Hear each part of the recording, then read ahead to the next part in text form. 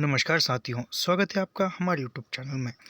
हम देख रहे हैं उपन्यास आपका बंटी, जो कि इसका हम कल प्रथम भाग देखा और आज द्वितीय भाग देखेंगे। पहले भाग में हमने देखा कि जो बंटी जो है टीटू के घर गया है बंदूक लेकर और उसको एक डराता है बंदूक दिखाकर। यहाँ तक हमने देखा था और इसके आगे का भाग आप देखेंगे। और फिर वो बंटी जो है टीटू को डराता है बंदूक देखकर, दिखाकर, उसके पीछे से जाकर, और वो टीटू डर जाता है। यहाँ तक देखा था। अगला यहाँ से चल बाहर चलकर निशाना लगाएंगे। आज वह भी आसानी से बंदूक नहीं देगा। उस दिन कैरम को लेकर कैसा इतरा रहा था, हटो हटो तुम्हें खेलना नहीं आता। यानी वह बंटी को उसका जो कैरम बोर्ड है वह नहीं देता था। वह कहता था कि तुम्हें कैरम बोर्ड खेलना नहीं आता था और आज वह बंदूक इतनी आसानी से कैसे देगा। ए टीटू पहले खेल पूरा करके जाओ। हार रहा है तो कैसा भागने लगा। जीत जीतती हुई शन्नो ने कुर्ता पकड़कर उसे खींचा। यानी वो टीटू और शन्नो जो है कैरम खेल रहे हैं और वो खेलते हुए टीटू जो है बाहर बंटी के साथ बंदूक खेलने के लिए जा रहा है। तो वह शन्नो कहती है कि पहले कैरम का खेल जो है वह पूरा करके जा, तू हार रहा है, इस डर से तू जा रहा है। ले खेल और खेल। टीटू ने दोनों हथेलियों से सारी गोटियों को इधर उधर चितरा दिया और बंटी को लेकर बाहर भाग गया। यानी वह शन्नू के पास जो कैरम की जो गोटियां है वह अपने दोनों हाथों से तितर बितर करता है और कहता है कि ले खेल ले, और बाहर बंटी को लेकर भाग जाता है। हरू हरू सिकिया सी शन्नो सीखती रही, यानी हरू हरू धीरे धीरे। मुग्ध भाव से बंदूक पर हाथ फेरते हुए टीटू ने कहा, दिखा दो यार जरा। यानी फिर टीटू ने बंदूक के ऊपर हाथ फेरते हुए कहा कि दिखाओ जरा। खाली देखने से काम नहीं चलेगा, समझना पड़ता है। यह कोई आर्ट आने वाला तमच्चा नहीं है जो हर कोई चला ले। बंटी अपने को महत्वपूर्ण महसूस करने लगा। यानी बंटी कहता है कि यह कोई आर्ट आने का तमस्या नहीं है, छोटी सी वस्तु नहीं है कि कोई भी देख ले। इसको चलाने के लिए तमंचा नहीं है, इसको चलाने के लिए सीखना पड़ता है, ऐसा वो कहता है। और बंटी जो है खुद को महत्वपूर्ण महसूस कर रहा है क्योंकि इसके पास बंदूक है। अभी खरीदी है बड़ी ललचाई सी अ, अभी खरीदी अभी खरीदी है बड़ी ललचाई सी नज़रों से देखते हुए टीटू ने पूछा। यानी टीटू कहता है कि क्या अभी खरीदी है, ललचा हुए नर से कहता है, नहीं पापा ने भिजवाई है। बड़े रौब से बंटी ने जवाब दिया और उसी रौब के साथ वह उसमें कारतूस भरने लगा। यानी वह बंटी ने उत्सुकता से कहा कि नहीं खरीदी नहीं है, मेरे पापा ने भिजवाई है, ऐसा कहते हैं, और उसमें जो कारतूस जो गोलियां होती है वह डालने लगता है। चल तेरे पापा साथ नहीं रहते तब भी तेरे लिए चीज़ें तो खूब भेजते। यानी वो टीटू कहता है कि तेरे पापा तुम्हारे साथ नहीं रहते फिर भी तुम्हारे लिए खिलौने चीज़ें हैं वह भेजते रहते हैं। और क्या इस बार आएंगे तो मेरे लिए बड़ा वाला मोकेनो लाएंगे। मैं तो मम्मी से जो मांगता हूँ मम्मी भी झट दिलवा देती है। यानी कहती है कि आप जो पापा आएंगे मिलने के लिए तो मैं उसके बड़ा वाला जो मैकनो है वह मैं उनको लाएंगे, और मैं मम्मी को जो भी मांगता हूँ माँ भी मेरी देती है।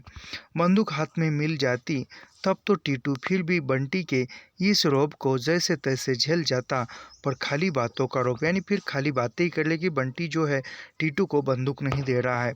क्यों रे बंटी, तेरा मन नहीं होता कि पापा तेरे साथ रहे। बंटी का कमज़ोर हिस्सा वह जानता है। यानी टीटू जो है बंटी की कमज़ोरी क्या है वह जानता है और पूछता है कि टीटू बंटी को, क्या तुम्हारे पापा तुम्हारे साथ नहीं रहते।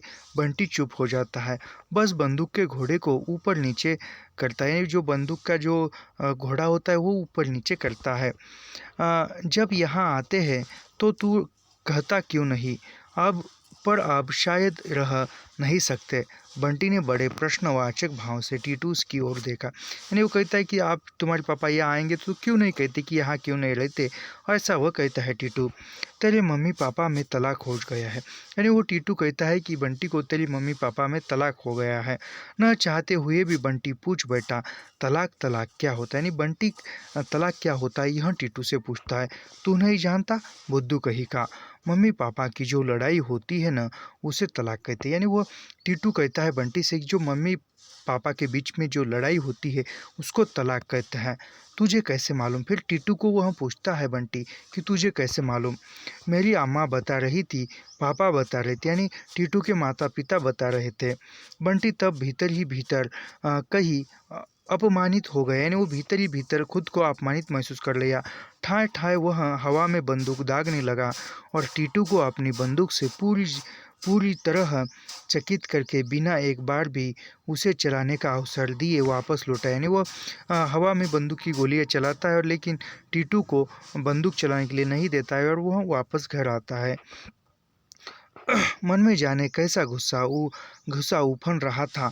उसके मम्मी पापा की बात उसे नहीं मालूम और टीटू को मालूम, यानी फिर उसके मन में बंटी के मन में गुस्सा आ रहा था, गुस्सा उबल कर आ रहा था। जो भी मम्मी पापा के बीच में, माता पिता के बीच में तनाव है वह बंटी को न मालूम होकर टीटू को पता था।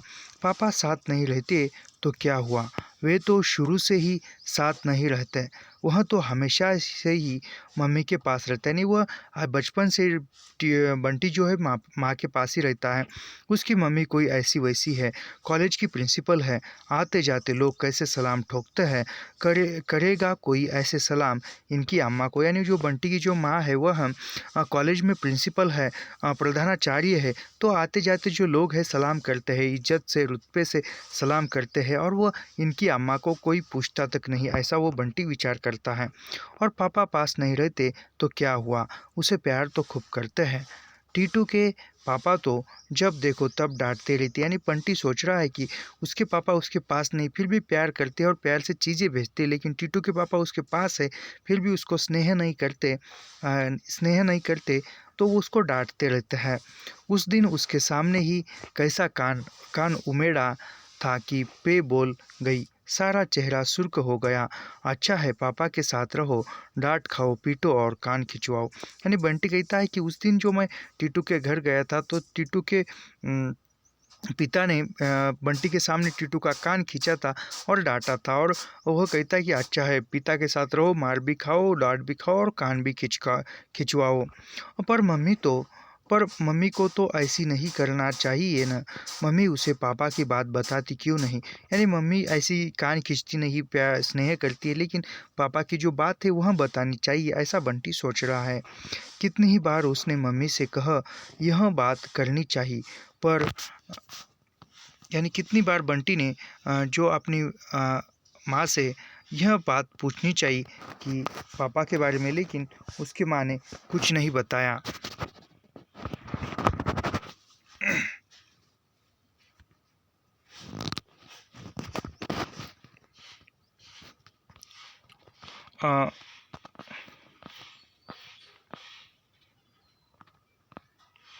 कुछ नहीं बताया।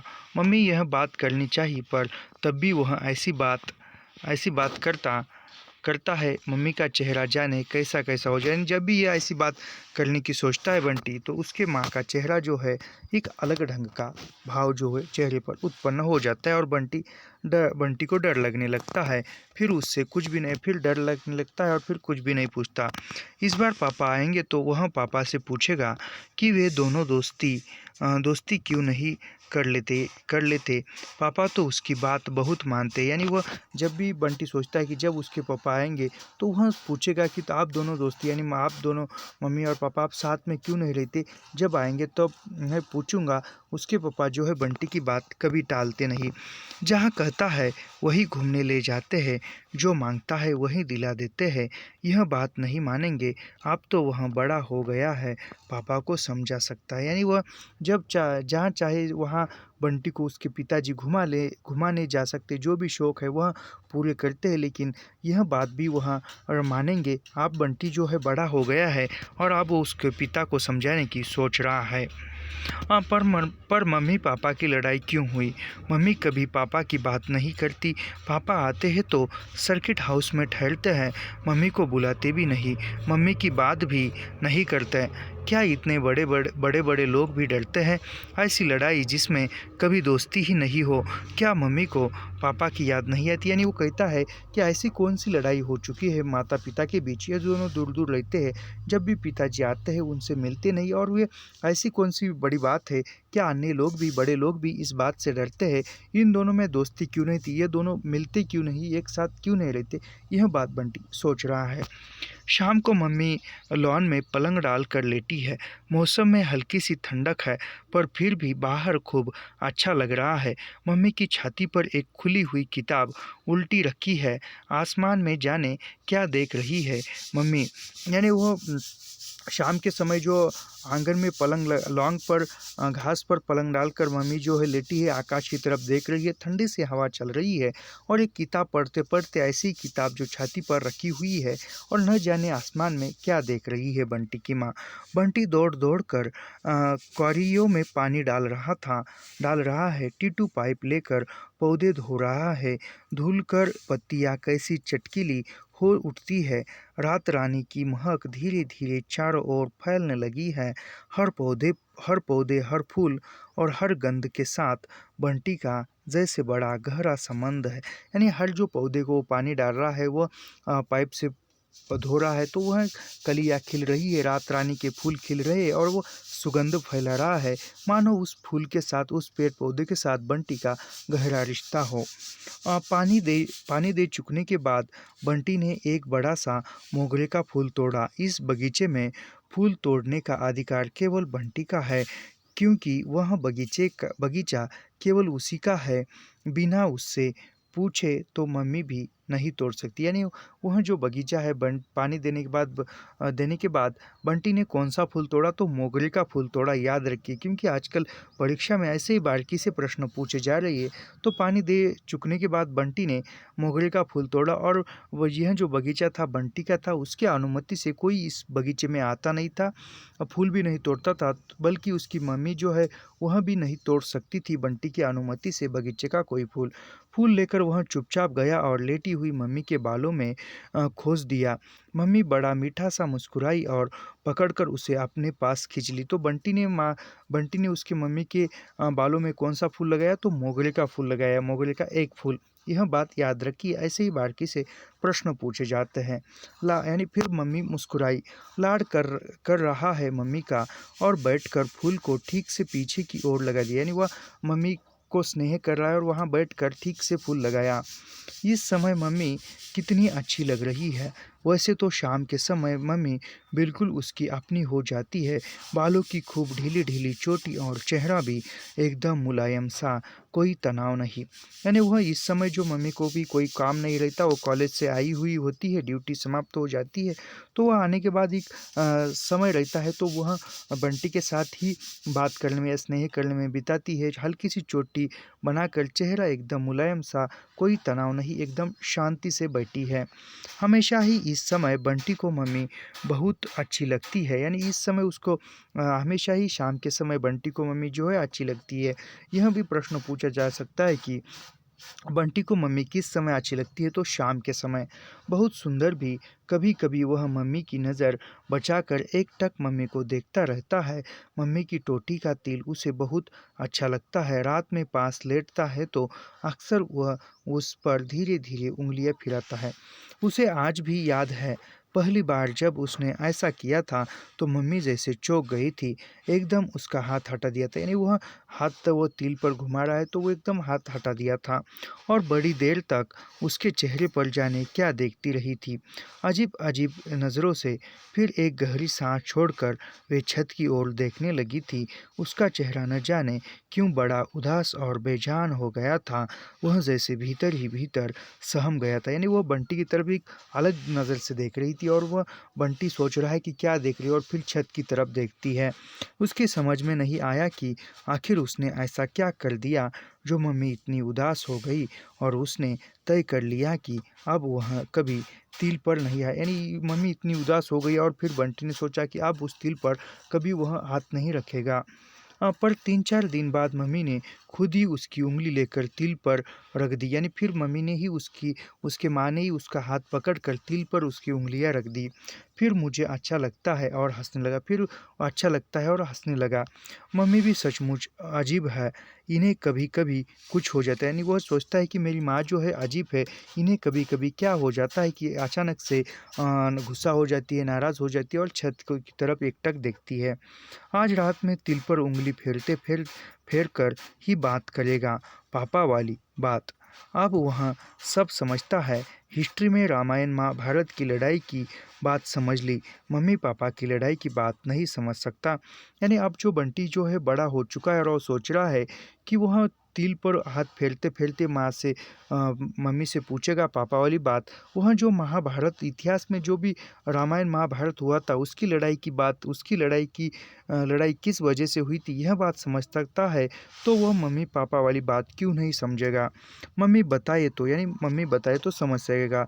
टीटू के अम्मा पापा उसे सब बता सकते हैं और मम्मी उसे नहीं बता सकती। यानी टीटू के माता पिता जो है टीटू को सब कुछ बता सकते हैं, तो मम्मी क्यों नहीं बता सकती। सवेरे की कचोट जैसे जैसे फिर ताजी हो गई। टीटू को दिखाते हुए बंटी मम्मी के गले से घूम गया। लो देख लो मम्मी, वैसे वैसे दुलार करती है मेरा, तुम झूमो तो ज़रा अपनी अम्मा के गले में। यानी फिर वह माँ के गले में बाहर डालकर स्नेह से ये कर रहा है और वो बंटी को दिखाने के लिए दिखा रहा है, तो देखो मेरी माँ मुझे कैसा स्नेह करती है, या तुम्हारी अम्मा भी इस प्रकार स्नेह करती है। न झटक कर अलग कर दे तो, यानी वह तुम्हारी माँ के गले में ऐसे बाहर डालकर स्नेह करोगे तो न झटक कर तुम्हारी माँ झटक कर गुस्से से तुम्हें दूर कर देगी। चल हटो हटो, चलिए क्या कर रहा है, ऐसा करेगी, ऐसा वो बंटी कह रहा है। न रहे पापा उसके पास, उससे क्या, मम्मी अकेली जितना प्यार करती है उसे तुम्हारे अम्मा पापा मिलकर भी उतना प्यार नहीं कर सकते। यानी वह कहता है, सोच रहा है बंटी कि मेरी अकेली मम्मी मिलकर जितना मुझे स्नेह प्यार करती है उतना प्यार तुम्हारे माता पिता यानी मम्मी और पापा मिलकर भी प्यार नहीं करते। और उसकी आंखों के सामने खटिया पर नंगे बदन बैठे अभी खांसते तो कभी पेट पर हाथ फेरते टीटू के पास पापा और हल्दी के दागों से भरी साड़ी पहने अम्मा घूम गई। तब तब मन एक गर्वयुक्त तृप्ति से भर गया।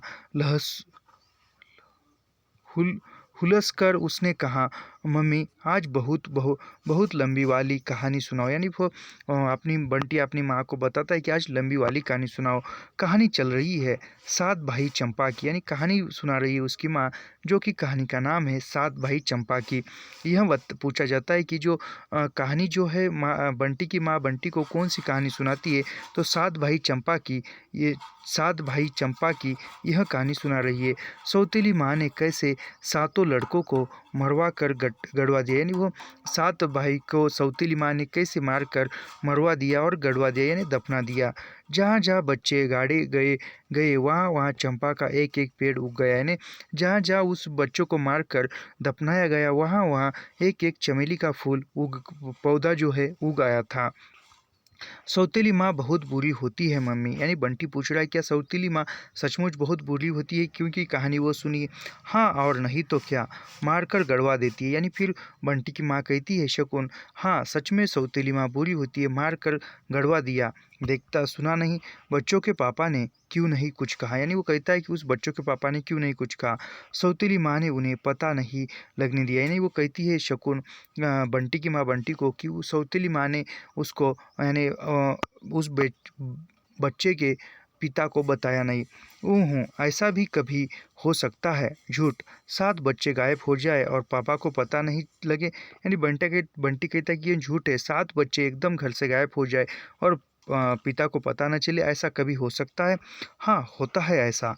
पापा कोई ऐसा वैसा आदमी था, राजा था, उसके पास राज्य के बहुत सारे काम थे, बच्चों का ख्याल ही नहीं रहता था। यानी कहती है माँ कि होता है, उसका पिता जो कोई ऐसा वैसा आदमी था, वो बड़े राज्य का राज्य था और राज्य में बहुत सारे काम होते हैं, तो वह बच्चों की तरफ ध्यान देने के लिए उसको समय ही नहीं रहता, बच्चों का ख्याल ही नहीं रहा। पापा लोग ऐसे ही होते हैं, उन्हें बच्चों का ख्याल कभी रहता ही नहीं, यह तो माँ ही होती है। यानी फिर बंटी कहता है कि पापा लोग जो होते हैं ऐसे ही होते हैं, उनको बच्चों का ख्याल ध्यान ही नहीं रहता, माँ ही होती है जो बच्चों को लेकर रहती है। और मम्मी एकाएक चुप हो गई।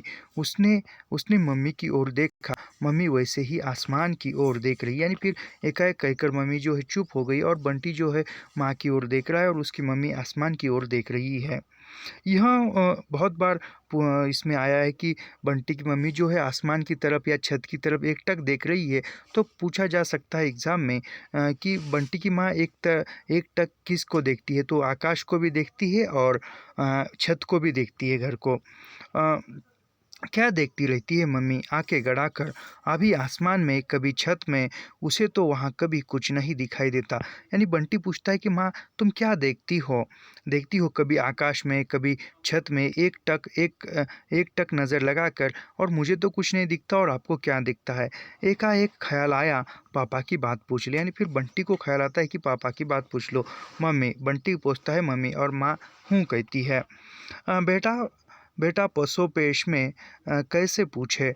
मम्मी ने कहीं डांट दिया या किसी मम्मी बहुत उदास हो गई तो शाम और रात में ही तो वह मम्मी के बहुत बहुत पास हो जाता है। सवेरे तो इन्हीं मम्मी में से एक और मम्मी निकल आती है। यानी वो कहता है कि यदि मैंने पापा की बात मम्मी से पूछी और मम्मी नाराज़ हो गई और डांट दिया, तो केवल सुबह तो उसकी मम्मी कॉलेज की प्रोफेसर है, कॉलेज की प्रिंसिपल है, तो जल्दी जाने के लिए, और फिर उसका चेहरा बदल सा जाता है, और केवल शाम और रात के समय भी मैं माँ के पास रह सकता हूँ, स्नेह कर सकता हूँ, और फिर यह भी क्यों ना छूट जाए, इस डर से वह बताने में संकोच करता है। उसने एक बार फिर मम्मी की ओर देखा। आंखें आसमान पर टिकी हुई, लटे चेहरे पर बिखरी हुई। सचमुच मम्मी सुंदर है। वह बेकार ही क्यों डरने लगता है मम्मी से? उसने हिम्मत जुटाकर कहा, मम्मी मम्मी। यानी वो उसकी माँ फिर वह जो है आकाश की तरफ एकटक देख रही है, और उसके जो बाल के जुल्फे है वह बिखरी हुई चेहरे के आसपास, और उसको मम्मी सचमुच सुंदर दिख रही है, और वो कहता है कि मम्मी जो है सच में सुंदर है और मैं बेकार में ही डरने लगता हूँ। उसने फिर हिम्मत जुटाई, हौसला भरा और पूछा कि मम्मी मम्मी। इस बार मम्मी ऐसे चौंक कर बोली जैसे कहीं और चली गई थी, चल तू बहुत बहस करता है, मैं नहीं सुनाती तुझे कहानी। यानी फिर मम्मी इस बार एक चौंक कर बोली कि क्या है, गुस्से में बोली, और कहती है कि चल चल तू बहुत बहस करता है, मैं तुम्हें कहानी नहीं सुनाऊंगी। मम्मी पापा हम लोगों के साथ क्यों नहीं रहते? यानी बंटी ने हिम्मत जुटाकर पूछ लिया कि मम्मी पापा जो है हमारे साथ क्यों नहीं रहते? मम्मी चुप रही, यानी उसकी माँ ने कुछ नहीं बोला। आज टीटू कह रहा था, यानी बंटी कहता है कि आज टीटू कह रहा था। क्या कह रहा था टीटू? यानी उसकी माँ कहती है कि क्या कह रहा था टीटू? मम्मी एकदम बंटी पर झुक आई। आवाज़ की शक्ति से बंटी जैसे एक क्षण को सहम गया। बता क्या कह रहा था टीटू? यानी बता क्या कह रहा था टीटू? एक तीखे आवाज़ में पूछ रही थी। टीटू कह रहा था कि तेरे मम्मी पापा का तलाक हो गया है, अब पापा कभी हमारे साथ नहीं रह सकते। बंटी ने जैसे तैसे कह दिया, नहीं वो डरते डरते सहमते हुए कहा कि टीटू कह रहा था कि तेरे मम्मी पापा का तलाक हो गया है, इसलिए पापा जो है तुम्हारे साथ कभी नहीं रखते। क्यों रे, तू और टीटू ये ही सब बातें करते रहते हो? मम्मी की आवाज़ में गुस्सा था या दुख पता नहीं चला। यानी मम्मी की आवाज़ में गुस्सा था या दुख पता नहीं चला, और वो कहती है, डांटती है कि क्यों रे, टीटू और तू ये ऐसे ही बातें करते रहते हो? मैं नहीं करता मम्मी, टीटू ही कह रहा था। यानी बंटी कहता है कि मैं टीटू से कुछ नहीं कहता, टीटू ही कह रहा था। मुझे तो तलाक का मतलब भी नहीं मालूम। उसी ने बताया कि मम्मी पापा की लड़ाई को तलाक कहते हैं। तब जब देखो उसके घर वाले पापा की बात ज़रूर करते हैं। यानी वह बंटी कहता है कि मुझे कुछ नहीं मालूम। टीटू ने कहा है कि मम्मी पापा के बीच में जो झगड़ा या लड़ाई होती है उसको तलाक कहते हैं, और जब देखो तब पापा की बात टीटू के घर में होती रहती है। बंटी रुआसा हो आया, यानी बंटी एक रुआसा हो आया। मम्मी एकाएक ढीली हो आई, यानी मम्मी का भी साहस टूट गया डांटने का। एकदम वह शांत हो गई, ठंडी सांस खींचकर बोली, करने दो, इन लोगों के पास ये बातें न हो तो ये जिए कैसे बेचारे? यानी वह मम्मी कहती है बंटी की, करने दो उनको पापा के बारे में बातें, इन लोगों के पास ऐसी बातें न हो तो वह जिएंगे कैसे? यानी दूसरों की बुराई किए बिना उनको खाना हजम नहीं होता, ऐसा कहने का मतलब। फिर बंटी को अपने पास खींचती हुई बोली, पापा नहीं रहते तो क्या, मैं तो हूँ तेरे पास। यानी फिर बंटी की माँ जो बंटी को पास लेकर कहती है, पापा नहीं तो क्या हुआ, मैं तो हूँ ना तेरे पास। और उसके बाद बंटी ने कुछ भी नहीं पूछा गया कुछ भी नहीं कहा गया।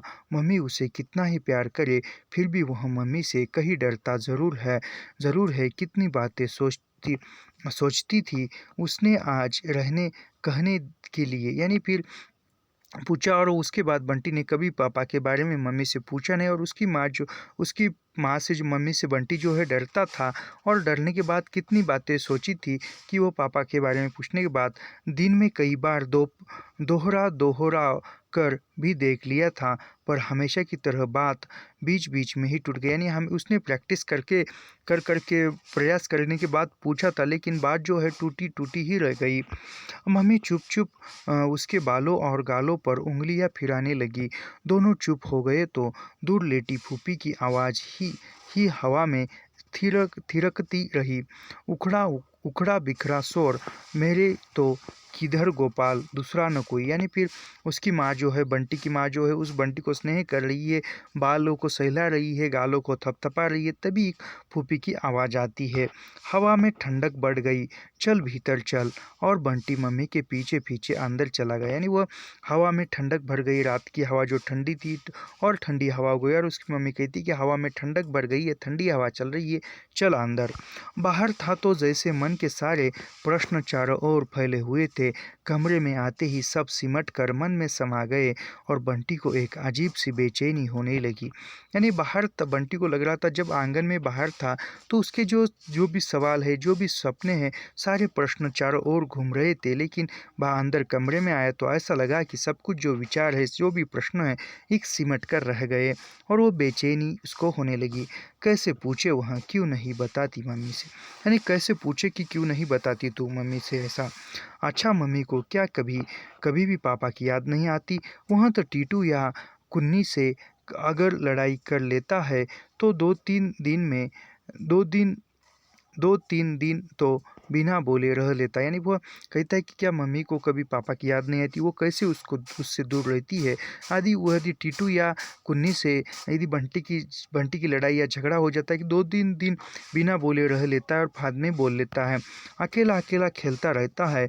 पर उसके बाद तो ऐसा ही घबराने लगता है कि बोले बिना रह नहीं जाता। यानी फिर उसके बाद 2-3 दिन अकेला ही खेलता है और उसके बाद उसको उनके दोस्त टीटू और कुन्नी से बोले बिना नहीं रहा जाता और वह उससे बोलता है, फिर से दोस्ती करता है।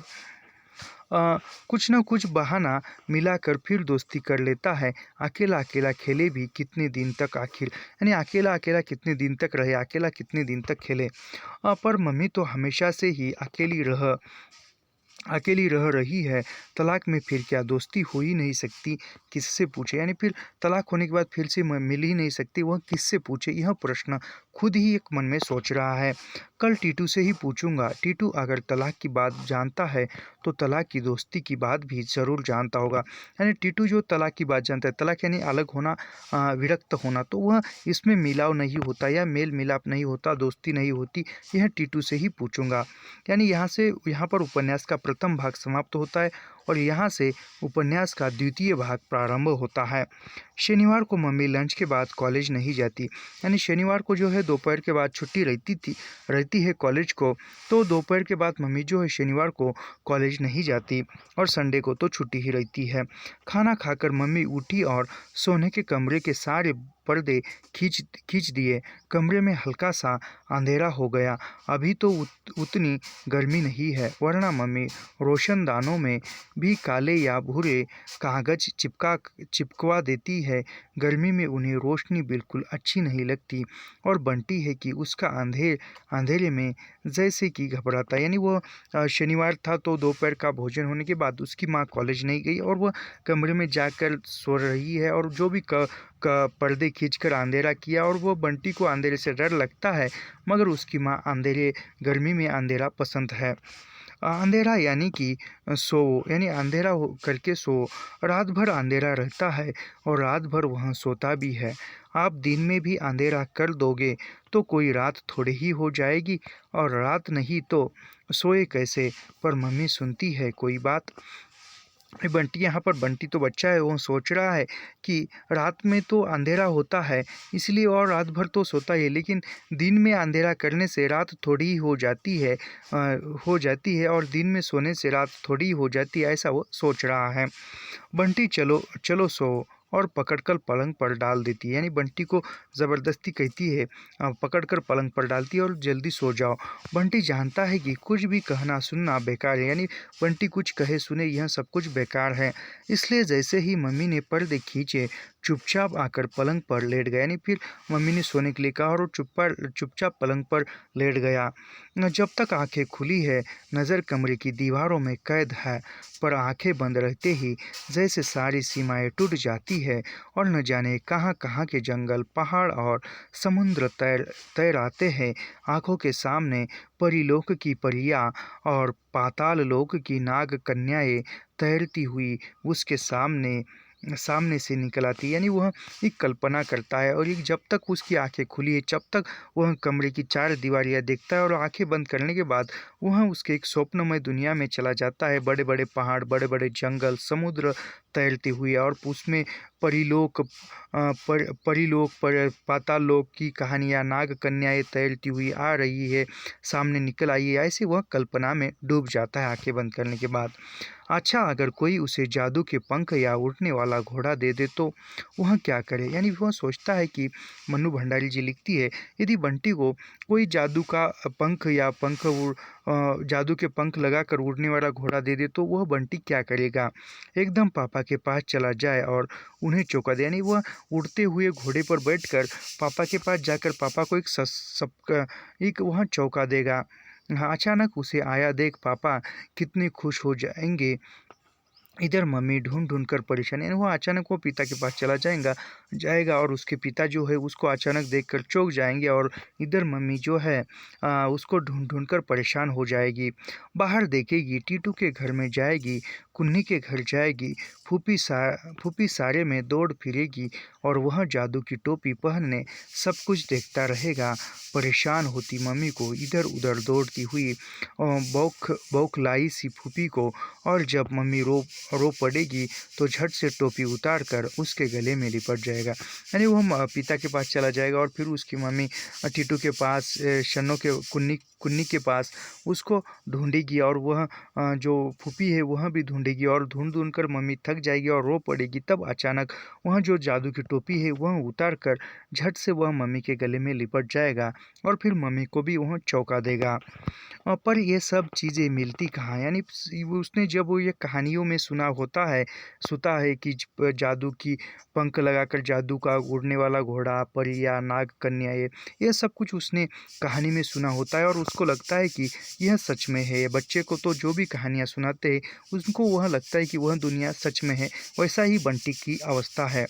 सारी कहानियों में इनकी बातें हैं पर किसी ने भी यह नहीं लिखा कि ये मिलती का, यानी सारी कहानियों में ये जादू की उड़ती हुई परियां, उड़ता हुआ घोड़ा, नाग कन्या, ये धरती लोक, पाताल लोक, समुद्र सब कुछ है, लेकिन यह सब चीज़ें कहाँ मिलती है बंटी सोच रहा है।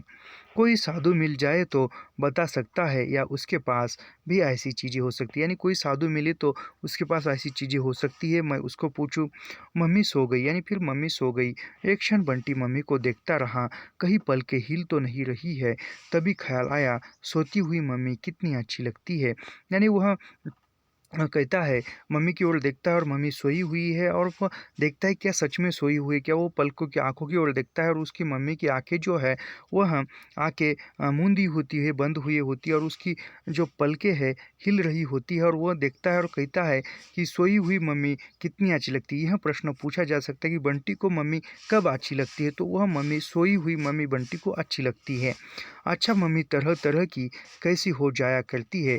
टीटू की अम्मा तो कभी भी जाकर देखो हमेशा एक सी रहती है, यानी बंटी की मम्मी जो है तरह तरह के रंग, यानी वह सुबह कॉलेज जाने के बाद, ड्यूटी को जाने के बाद, जाने पर मेकअप करती है, वहाँ ड्यूटी पर जाने के बाद एक अन्य रवैये से रहती है, फिर घर आने के बाद, फिर बंटी से मिलने के बाद, यानी एक वह जीवन में किरदार निभाती हुई उसको दिखाई देती है। और जो टीटू की अम्मा जो है वह एक जैसी ही रहती है, क्योंकि वह घर गृहस्थी में रहती है, कहीं ड्यूटी पर नहीं जाती, इसलिए वह एक जैसी ही रहती है।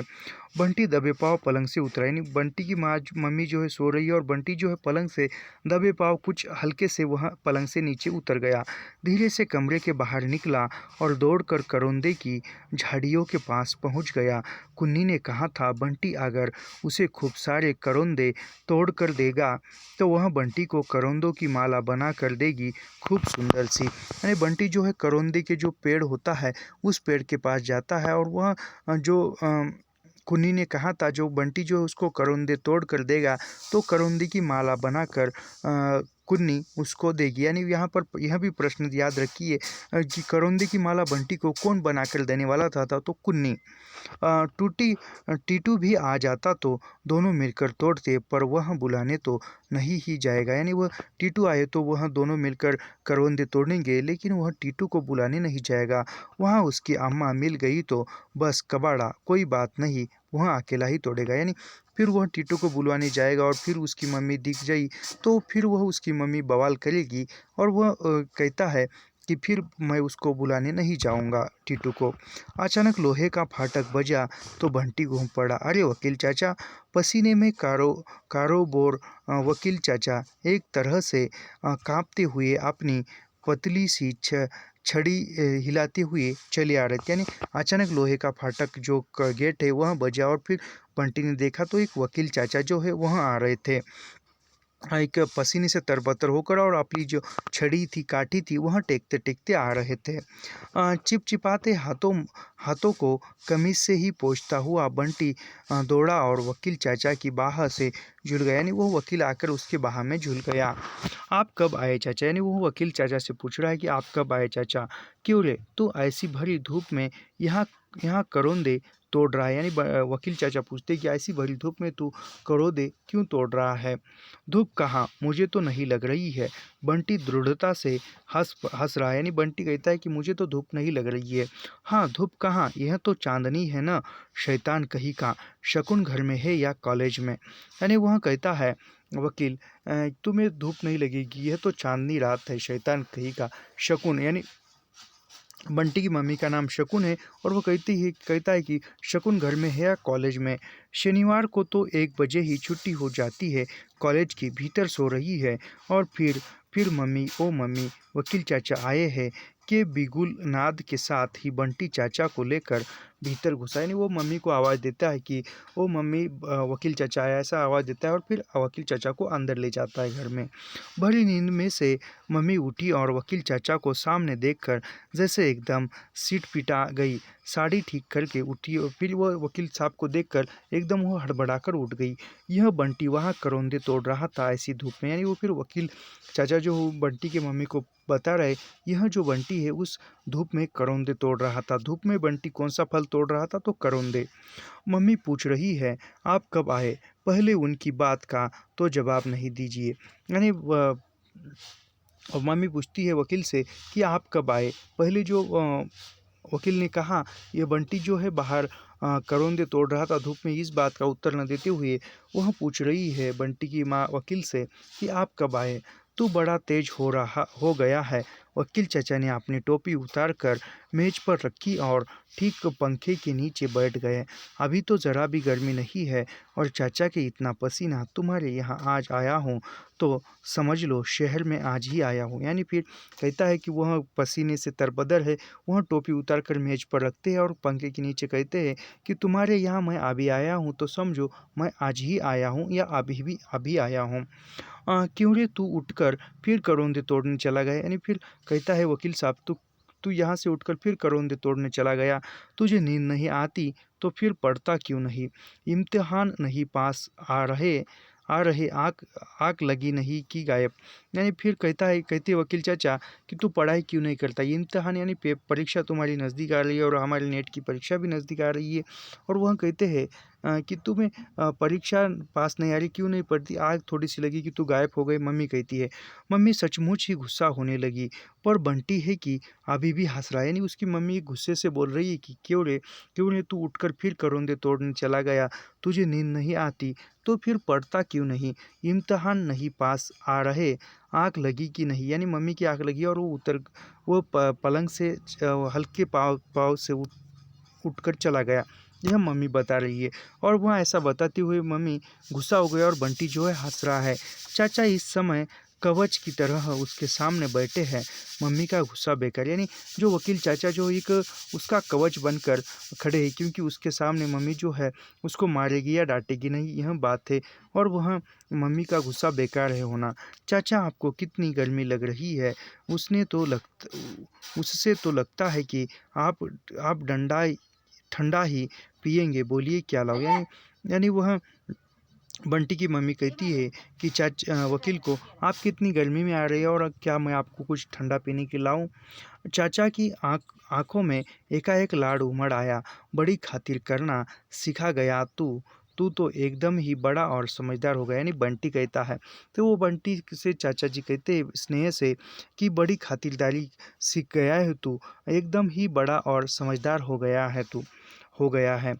मैं अभी आई कहकर मम्मी अंदर चली गई, शायद मुंह धोने या चाचा के लिए कुछ लाने। यानी वह कहती है बंटी की मम्मी कि मैं अभी आई कहकर अंदर जाती है। तो बंटी को लगता है कि कुछ चीज चाचा को, कुछ वकील को कुछ चीज़ लाने के लिए या मुंह हाथ धोने के लिए। बंटी धीरे से सरक कर चाचा के पास आया और उसकी कुर्सी के हंसते पर बैठता हुआ बोला, चाचा पापा कब आएंगे इस बार? यानी वह बंटी जो है वकील चाचा के पास बैठता है और कहता है कि चाचा इस बार पापा कब आएंगे?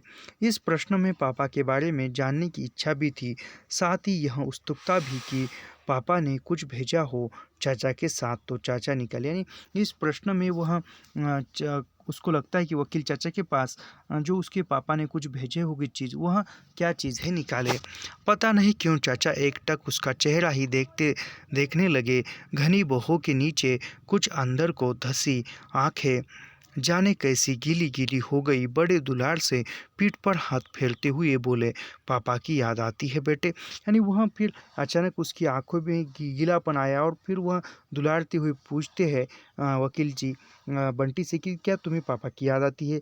झेपते हुए बंटी ने गर्दन हिला दी, यानी गर्दन हिलाते हुए हाँ में जवाब देता है। बंटी को लगा जैसे चाचा कहीं उदास हो गए हैं। पीठ सहलता हुआ उनका हाथ उसे कांपता सा लगा। यानी वह बंटी को लगा कि चाचा जो है उदास हो गए और उसके हाथ से वह सहला रहे हैं। पापा की बात कहकर उसने कहीं गलती तो नहीं कर दी, यानी पापा के बारे में पूछकर कहीं गलती न कर दी, ऐसा बंटी को लग रहा है। पता नहीं जब भी वह पापा की बात करता है सब कुछ गड़बड़ा जाता है। किससे कहे वह पापा की बात, किससे पूछे उसके बारे में? यानी वो कहता है कि किसी के बारे में मैं पापा से पूछता हूँ तो कोई भी वह स्तब्ध हो जाता है या गड़बड़ा जाता है, गुस्सा हो जाता है। आखिर मैं किससे करूँ पापा की बात? पापा भी आएंगे बेटा, मैं जाकर उन्हें भेजूंगा। चाचा का शोर इतना बूझा बूझा क्यों है? वे तो हमेशा इतने जोर जोर से बोलते हैं जैसे क्लास में पढ़ा रहे हो। यानी वह कहते हैं कि धीमी सी आवाज़ में वकील चाचा जी कि कहते कि पापा भी आएंगे, मैं जाकर भेज दूंगा। और एक धीमी आवाज़ में कहते हैं। और बंटी को लगता है कि ये हमेशा ऊंचे शोर में बोलते हैं जैसे क्लास में अध्यापक पढ़ाते हैं उस प्रकार, लेकिन आप क्यों धीमे शोर में बोल रहे हैं?